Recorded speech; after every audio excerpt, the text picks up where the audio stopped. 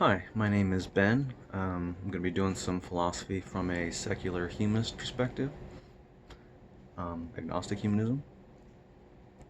But in this case, we're actually going to get into a whole bunch of popular level arguments for the existence of the modern Christian philosopher's God, or this applies to Allah as well.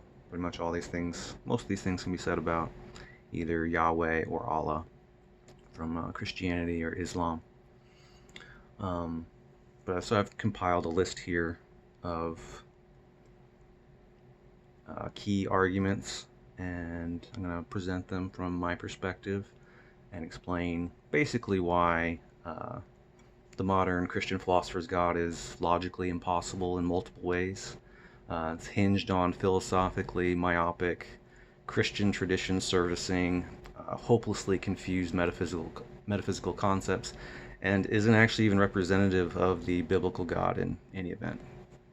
The biblical God is not the modern philosopher's God. The Bible God is one God of many gods. He creates a world out of primordial chaos, not ex nihilo, out of nothing. He creates a flat earth and a hard domed sky, has a heavenly palace above the firmament. It's not in another dimension. He ensouls babies with the breath of life after birth, not at conception. He lies and lies about lying. He changes his mind. He occasionally gets trumped by other gods, iron chariots, etc., and creates deterministic persons, the vast majority of which he intends to overtly torture forever. So if you're in the modern Christian philosophy camp and that doesn't describe your God, well, that's because that's what the Bible says. And you're not very in touch with that. So non-metaphysically absolute lesser types of gods may well exist, be agnostic about those, but are nothing like the modern Christian philosophy supposes, and they remain at best unproven and unlikely to be responsible for anything important to us. They are also highly vulnerable to normal changes in status, like dying or being disabled or imprisoned by other gods or circumstances outside their control, getting bored or moving on to other creations, changing their minds about important things, lying to worshippers for political purposes, not being able to live up to their promises made, things like that. So, a God who promises to return within the lifetimes of his followers and is absent for 2,000 years might have run into some unforeseen troubles.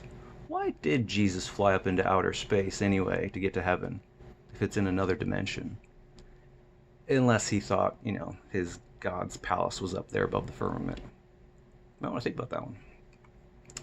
Anyway, most often you run into Christians who will, trying to make some kind of moral argument like, it was wrong for Yahweh to command Abraham to murder his own son, and it was wrong for Abraham to accept that, and Abraham doesn't get off in the slightest for being stopped by God, by an angel sent by God, from killing, because he intended to do it, and he was praised for being willing to do it.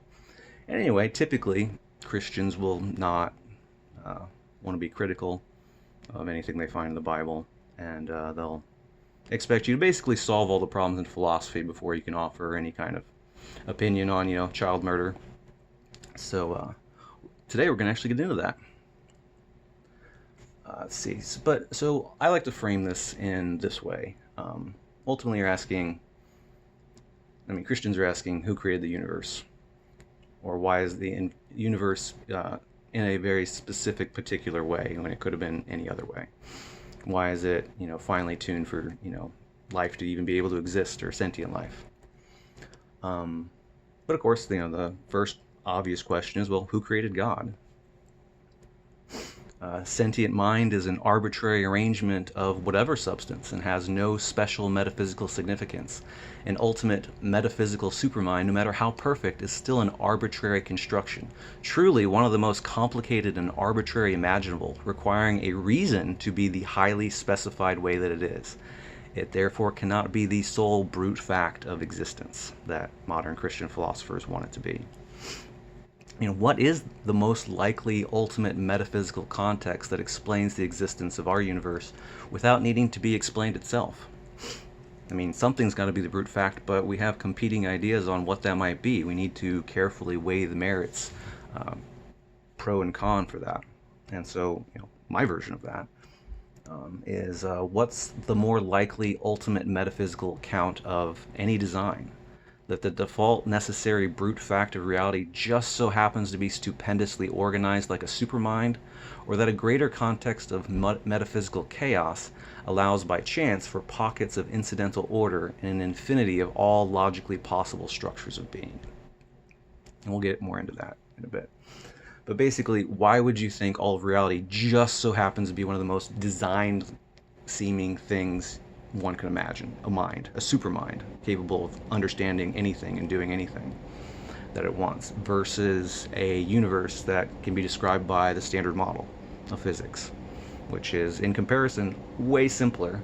And even if you throw in a self-replicating molecule in there, happening by chance, a self-replicating molecule, clearly an impressive construction of things, but still nowhere near as seemingly designed as a metaphysical supermind. So if you're honestly weighing like what's more designed, and you're trying to explain design, appealing to one of the most designy kind of things you can think of isn't really an explanation. You're not explaining design.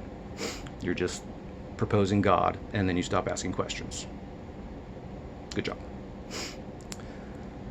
So, a metaphysically supreme cosmic egg-laying chicken is still an inherent arbitrariness of a chicken. Is still the inherent arbitrariness of a chicken. A supreme tree is still the arbitrariness of a tree. A supreme mind is still the arbitrariness of a mind. And then we can move on to other things. Why is there any evil? Perfect gods only make perfect creations that can't become imperfect. Imperfection exists in this world. Christians have to accept that. It's part of their theology. Therefore, a morally perfect God did not create it. There's no excuses there. Free will isn't an excuse. You lock your car doors, right? You don't say, well, the burglars have free will, so there's no reason to lock my car door. It's completely their fault. No, security is something that moral beings care about. And perfect security, coming from a perfect God, a metaphysically perfect God, he would absolutely, completely, 100% care about absolute security.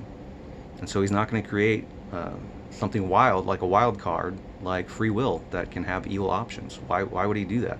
Why would any perfect God allow for even the possibility of any perfection to ever exist? He just wouldn't. It's a bad theory, bad argument. And truly one of the most powerful arguments against Allah or Yahweh existing.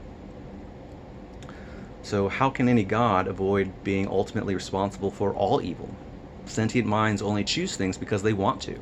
Everything they want is a mental state they did not ultimately choose to have. It is therefore impossible to create libertarian free will, since the creation of non-physical personhood properties or the creation of physical brains results in specifying desires ahead of time. A God would necessarily have to create sentient beings with predetermined wills and is therefore ultimately responsible for every single choice made and everything that happens. So it doesn't matter whether minds are partly magic or all magic, or it doesn't matter if they're mechanical. They were still specified in some way up front. And even the Apostle Paul in Romans 9:14-23 basically says outright in deterministic terms that God is amoral and makes humans just the way they are on purpose, whether they're damned and saved. Like, everything's his machinations. It's all the mechanics of his predetermined will. I mean, Paul's even asked, well, then why does God blame us? Paul doesn't launch into a defense of libertarian free will. He just says, shut up. And God can do whatever he wants. I mean, that's accepting the premise that, yeah, if God controls everything and makes everybody the way that he wants, including having the option to harden human hearts and control their free will on occasion, their free will, Paul's accepting that premise. He's completely accepting that premise. There's no libertarian free will defense in there, even though if that's what he believed in, there ought to be. So I am going to, this will be part one. Let's make a 10-minute video. And we'll cut it off there and move on to all sorts of other things along these lines. So stay tuned.